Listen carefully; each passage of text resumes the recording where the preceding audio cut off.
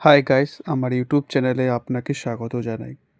আজকের ভিডিওটির টপিক থাকবে কুতুব মিনারের গোপন কথা, দিল্লির সুলতানি যুগের অজানা ইতিহাস, কুতুব মিনার মিস্ট্রি বেঙ্গলি। আপনি কি জানেন দিল্লির কুতুব মিনার শুধু একটি মিনার নয়, বরং লুকিয়ে আছে শত শত বছরের রক্তক্ষয়, রাজনীতি আর বিতর্কিত ইতিহাস। আজ আমরা জানব কুতুব মিনারের গোপন কথা ও দিল্লির সুলতানি যুগের অজানা রহস্য।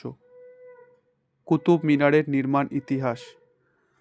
কুতুব মিনারের নির্মাণ শুরু হয় 1199 খ্রিস্টাব্দে দিল্লি সুলতানি প্রতিষ্ঠাতার কুতুবউদ্দিন আইবকের শাসনকালে।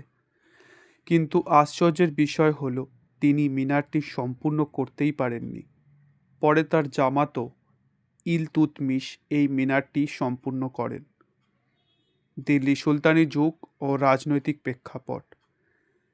এই সময় ভারত শাসন করছিল দিল্লি সুলতানি শক্তি।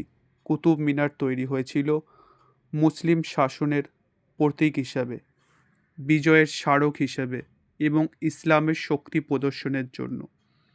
অনেকে ঐতিহাসিক মনে করেন এটি ছিল হিন্দু রাজাদের পরাজয়ের প্রতীক। কুতুব মিনার ও বিতর্ক। কুতুব মিনারের পাশেই রয়েছে কুতুব মসজিদ, যার নির্মাণে ব্যবহার করা হয়েছিল ধ্বংস করা হিন্দু ও জৈন মন্দিরের স্তম্ভ, মূর্তির খোদাই করা পাথর। এই কারণে আজও কুতুব মিনার নিয়ে বিতর্ক চলতেই থাকে। গোপন রহস্য ও অজানা তথ্য।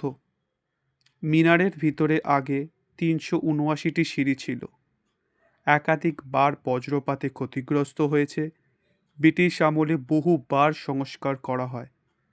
মিনারের উচ্চতা প্রায় 73 মিটার, কিন্তু আজ সাধারণ মানুষ ভিতরে ঢুকতে পারে না।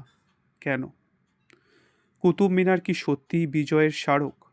কিছু গবেষক বলেন এটি একটি জয়স্তম্ভ, আবার কেউ বলেন এটি ছিল আজানের মিনার।